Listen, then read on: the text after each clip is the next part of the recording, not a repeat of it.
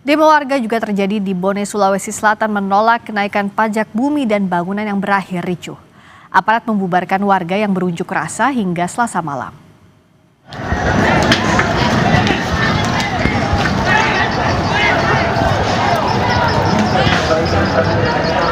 Warga berunjuk rasa di depan kantor Bupati Bone.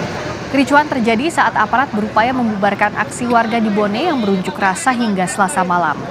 Warga yang terdiri dari berbagai organisasi menolak kenaikan pajak bumi dan bangunan perdesaan dan perkotaan atau PBB P2.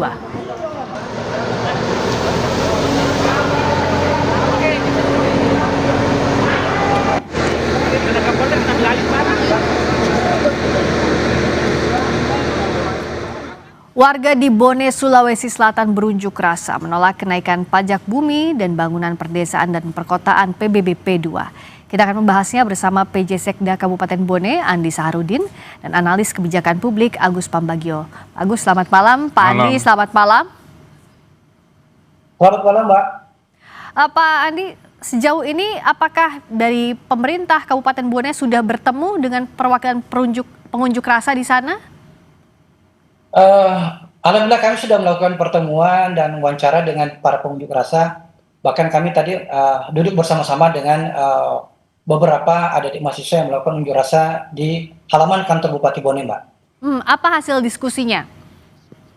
Ya, diskusinya adalah kami mencoba memaparkan bahwa sejauh ini langkah-langkah yang kami lakukan tentu sesuai dengan ketentuan-ketentuan hukum yang berlaku. Karena di dasarnya itu mereka menuntut bahwa mereka menuntut untuk melakukan pembatalan penyesuaian zona nilai tanah. Namun pun demikian, kami dari jajaran pemerintah daerah Kabupaten Bone ini hanya melakukan penyesuaian nilai zona tanah yang telah diberlakukan oleh Badan Pertanahan Nasional khususnya yang ada di wilayah Kabupaten Bone. Seperti itu, Mbak. Tapi untuk kenaikannya artinya masih akan tetap dilanjutkan? Untuk hari ini kami tentu masih mempertimbangkan dan tentu ya, melihat kondisi yang ada. Namun pun demikian, sampai hari ini ya kami mencoba menggugurkan salah satu temuan BPK dari tahun 2002 yang di dalam isi tersebut mengharapkan kami dari pemerintah Kabupaten Bone untuk melakukan penyesuaian nilai harga bumi yang ada di Kabupaten Bone. Sehingga kita melakukan upaya-upaya untuk menggugurkan temuan tersebut dan salah satunya adalah melakukan penyesuaian nilai zona tanah. Demikian, Mbak. Sampai 300% betul, Bapak? Sampai 300% saya rasa tidak seperti itu, Mbak. Karena target PBB kita di tahun berjalan itu hanya sekitar 30 miliar. Nah, setelah kita melakukan penyesuaian ini, ada kenaikan menjadi 50 miliar. Berarti kenaikannya daripada target PBB ini hanya sekitar 20 miliar. Jadi kalau dirata-ratakan, kemungkinan ini hanya mampu mencapai rata-rata 67%. Seperti itu, Mbak. Nah, yang dibebankan ke masyarakat berarti naik berapa persen, Pak Andi? Ini variasi, Mbak. Ini variasi. Jadi ini kan tergantung zona nilai tanahnya. Jadi nilai kenaikan tersebut tentu bervariasi. Contoh misalnya, yang nilai objek tanah tersebut di pinggir jalan tentu berbeda dengan yang di wilayah ataupun tidak berada di pinggir jalan. Jadi zona ini sudah ditetapkan, sudah ditentukan oleh Badan Pertanahan Nasional. Kami hanya mengacu kepada nilai zona nilai tanah tersebut. Seperti itu. Ya pasti sesuai dengan itu. Tapi rentangnya dari berapa sampai berapa, Pak, yang terendah sampai tertinggi? Pak Andi, untuk juga klarifikasi, karena kan yang saat ini diprotes masyarakat kenaikannya bisa sampai 300%. Ya, benar. Ini variatif, Mbak, sebenarnya, variatif. Jadi ada yang kenaikannya sekian persen, dan bahkan ada sekitar 20% tidak mengalami kenaikan, Mbak. Ya, seperti itu. Ya. Oke, Pak Agus, soal kebijakan ini. Kan kalau dari pemerintah juga belum mau menyebutkan berapa persisnya begitu ya, variasinya itu bervariasinya berapa sampai berapa rentangnya. Sementara masyarakat sudah tahunya ya 300%.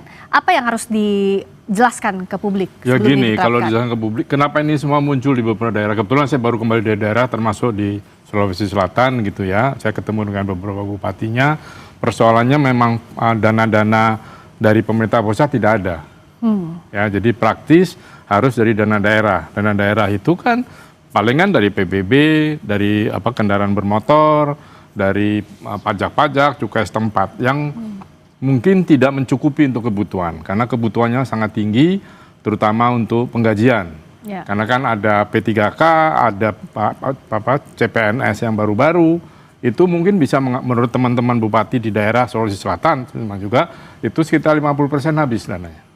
Nah sementara di situ ada bencana, ya kan, di tetangga Bone di Luwu itu ada bencana dan sebagainya, itu tidak tertangani sampai hari ini, dan banjir. Nah ini yang menjadi persoalan. Jadi intinya memang kebijakannya ada di pusat nih, dan perimbangannya bagaimana? Perimbangannya berhenti tidak DAK, DAU. Nah, kalau itu berhenti, ya praktis diserahkan pada daerah. Sementara selama ini daerah bergantung pada DAK, DAU itu. Iya, dan juga dana desa kan dipakai untuk Koperasi Merah Putih untuk menjaminan. Jadi nggak ada. Jadi kepala desa bingung, Pak. Terus kemudian lurah dan seterusnya sampai ke atas. Gubernur pasti pusing. Nah ini yang menjadi persoalan menurut saya.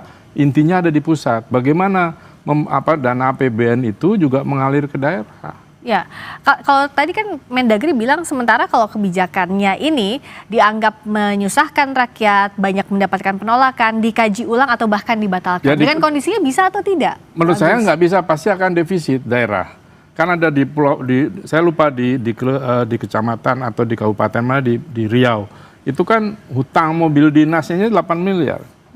Ya kan, nah jadi di Siak kalau saya tidak salah. Nah maksud saya, oke, Pak Tito duduk dengan semua kepala daerah, tingkat 2, tingkat 1, ini bagaimana kekurangan penanganannya? Karena tidak bisa dibebankan pada daerah saja, karena semua sumber daya alam yang dihasilkan daerah kan sebagian ditarik ke pusat. Nah ketika ada penghematan karena untuk dana MBG, untuk Koperasi Merah Putih dan sebagainya, jadi dana untuk penerimaan daerahnya itu berkurang pasti. Itu yang menjadi persoalan, kenapa naik. Nah ini kan jadi persoalan, Pak Andi, bagaimana kalau solusi yang bisa dipikirkan sekarang? Setelah tadi bertemu dengan masyarakat, pasti banyak yang mengeluh dengan kenaikan ini. Apa yang bisa disarankan oleh pemerintah, apa yang bisa dilakukan? Apakah akan ditunda dulu, ataukah akan ada dibatalkan, atau dikaji ulang, Pak Andi? Ya, tentu hasil pertemuan tadi dengan adik-adik mahasiswa, bahwa terkait dengan pembatalan tersebut, tentu kami pun menunggu petunjuk selanjutnya dari tim-tim, khususnya dari tim evaluasi. Jikalau sekiranya kenaikan tersebut memang tidak sesuai dengan ini, tentu kami akan pertimbangkan. Tapi jika misalnya hasil daripada pertimbangan tersebut memungkinkan untuk dinaikkan, ya tentu kita merujuk kepada aturan main yang berlaku. Seperti itu, Mbak. Pak Andi bisa dijelaskan, agar kan bisa lebih jelas juga ke publik. Sebenarnya seberapa perlu kenaikan ini, dan apakah tadi seperti juga disampaikan Pak Agus, dengan tidaknya dana transfer ke daerah ini menyulitkan daerah sehingga menaikkan PBB adalah satu-satunya jalan yang logis untuk saat ini. Tapi bagaimana dengan kemampuan warga? Ya, jadi perlu kami sampaikan, Mbak, bahwa untuk hari ini di kabupaten kami masih ada PBB tersebut yang nilainya hanya membayar 7.000 per tahun, seperti itu. NJP-nya masih ada 7.000 per tahun. Inilah yang perlu dilakukan penyesuaian, karena dalam kurun waktu sekian tahun ini belum pernah dilakukan pembaharuan. Maka momentum ini kami manfaatkan untuk melakukan penyesuaian nilai zona tanah. Kenapa? Karena temuan BPK masih ada nilai-nilai objek tanah yang tidak berkesesuaian dengan harga pasar. Contoh misalnya, Bu, tahun kemarin dia punya tanah, dia punya bumi, tapi setelah mereka membangun, ada bangunan, tentu ini kan nilai NJP-nya pasti berbeda. Inilah yang kita lakukan penyesuaian-penyesuaian. Yang sebelumnya mungkin mereka hanya membayar NJP-nya sekian karena tidak mempunyai bangunan, tapi di tahun ini kan sudah ada bangunan, maka perlu dilakukan penyesuaian supaya agar terjadi keadilan pada seluruh warga masyarakat yang di Kabupaten Bone. Nah, agar adil untuk masyarakat, sosialisasinya sudah sejauh mana, Pak Andi? Karena penolakannya begitu besar, apakah sebelumnya tidak ada komunikasi, tidak ada sosialisasi kepada warga? Saya rasa untuk sosialisasi tentu kami lakukan. Tapi yang namun pun demikian, tentu kami mempunyai keterbatasan. Tapi kalau persoalan sosialisasi, kami tentu menyampaikan semua informasi ini. Mungkin tahapan-tahapan yang kami lakukan adalah melakukan penyampaian kepada Bapak Camat, kemudian Bapak Desa, Bapak Lurah, dan seluruh komponen yang ada, termasuk dari pertanian sendiri, kita bersatu padu untuk melakukan penyebaran informasi terkait sosialisasi tersebut. Namun pun demikian, jikalau mungkin sosialisasi belum sampai ke pelosok, nah inilah yang perlu kita pikirkan bersama. Bagaimana supaya informasi betul-betul tersampaikan sampai ke pelosok-pelosok, sehingga nantinya pada pengambilan kebijakan tersebut tidak ada yang tercederai.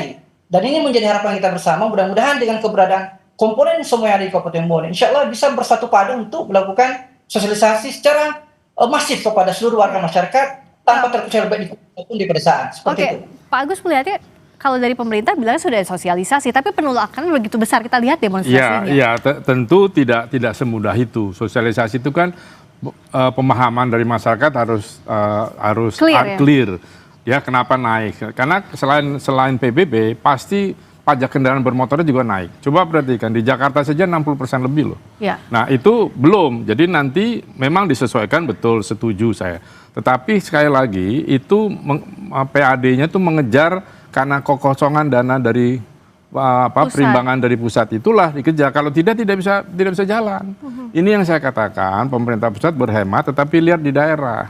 Iya. Jadi tidak terus sama sekali jalannya rusak. Kecuali kalau ada seperti kepala daerah yang senang mengkonten itu, ya oke saja. Tetapi kalau tidak, itu pasti bebannya kepada masyarakat. Tadi belum dijelaskan, ya betul memang bervariasi dari yang kecil, murah. Nah komunikasi itu juga jangan mendadak pas naik, sebelumnya nih karena dari tanah, sekarang ada rumahnya, naiknya sekian. Iya. Dikasih tahu supaya orang mau membangun, nanti dulu deh, tunggu uangnya nggak ada. Tapi juga jangan tinggi-tinggi.